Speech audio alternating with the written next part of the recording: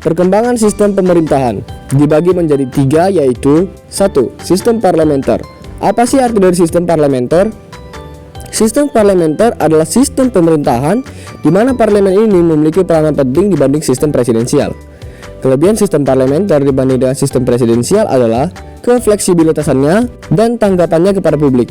Kekurangannya adalah sering mengarah kepada pemerintahan yang kurang stabil, seperti terjadi pada masa kurun waktu 1945 sampai 1959. Sistem parlementer biasanya memiliki perbedaan yang jelas antara kepala pemerintah dan kepala negara. Kepala pemerintahan dipegang oleh Perdana Menteri, sementara penunjukan kepala negara hanya sebatas seremonial dengan sedikit kekuasaan. Ciri-ciri sistem parlementer. 1. Adanya pemisahan yang jelas antara kepala pemerintahan dengan kepala negara. 2. Kepala pemerintahan adalah Perdana Menteri dan kepala negara adalah Presiden atau Raja atau Sultan atau Kaisar. 3. Kepala pemerintahan dipilih oleh Parlemen atau DPR. Sistem semi parlementer. Sebagai hukum dasar dalam penyelenggaraan pemerintahan RIS Republik Indonesia Serikat, maka pada tanggal 27 Desember 1949 disahkan UUD RIS. Hal tersebut berdampak pada bentuk negara, yaitu berbentuk federasi dengan pemerintahan sistem semi parlementer, yaitu 1.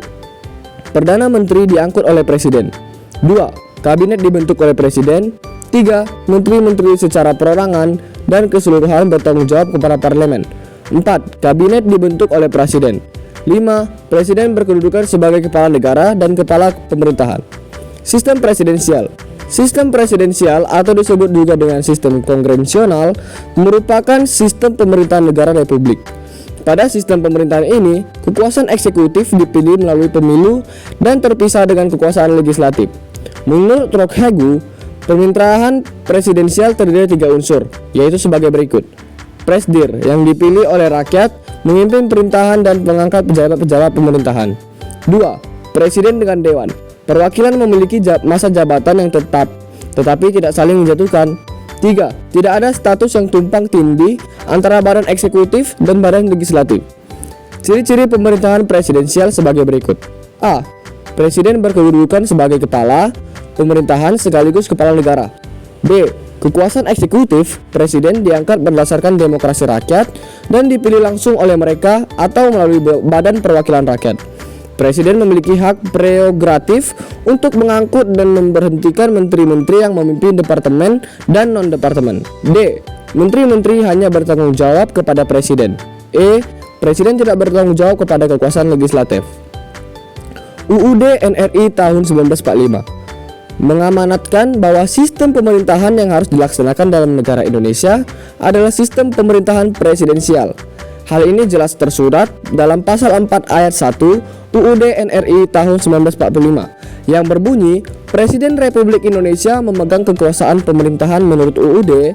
Lebih lanjut lagi dijelaskan dalam pasal 17 ayat 1, 2, 3 sampai 4 UUD NRI tahun 1945 yang berbunyi, A. Presiden dibantu oleh menteri-menteri negara. B. Menteri-menteri itu diangkat dan diberhentikan oleh presiden. C. Setiap menteri membidangi urusan tertentu dalam pemerintahan. D. Pembentukan, pengubahan, dan pembubaran kementerian negara diatur dalam undang-undang. Dari pasal-pasal tersebut, jelas bahwa Indonesia menganut sistem pemerintahan presidensial dengan prinsip-prinsip pemerintahan sebagai berikut. 1. Indonesia adalah negara hukum. 2. Pemerintah berdasar atas sistem konstitusi. 3. Kedaulatan ada di tangan rakyat dan dilaksanakan menurut UUD. 4. Presiden adalah penyelenggaraan pemerintahan tertinggi.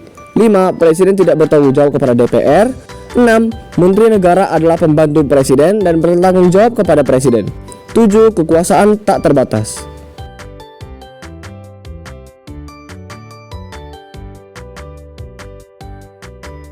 Semoga teman-teman sekalian dapat memahaminya. Terima kasih.